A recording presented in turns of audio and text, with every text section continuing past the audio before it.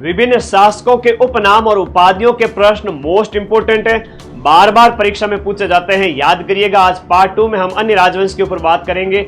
शाकंभरी के चौहान शासकों में अर्णोराज को आनाजी कहा जाता है।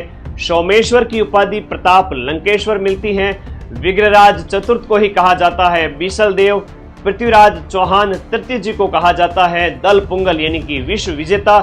और राय पिथोरा कछवा शासकों के संस्थापक दुल्ले राय, तेजकरण और ढोला का ही उपनाम है शाला कुमार।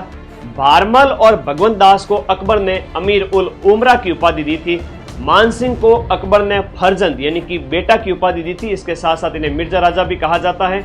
जयसिंह फर्स्ट को मिर्जा राजा की उपाधि 1637 में कंधार अभियान के समय शाहजहां ने दी थी। ये प्रश्न एग्जाम में पूछा जा चुका है।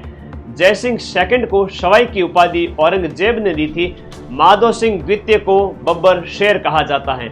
मारवाड़ के अजीत सिंह को गौरीशंकर हीराचंद ओझा जी ने कान का कच्चा राजा कहा था। इन्हीं के ही संरक्षक दुर्गादास राठौड़ को कर्नल जेम्स टॉड ने राठौड़ों का यूसीलेस, मारवाड़ का उद्धारक और अणबिंदिया मोती कहा है। किशनगढ़ के सावंत सिंह को नागरीदास कहा जाता है।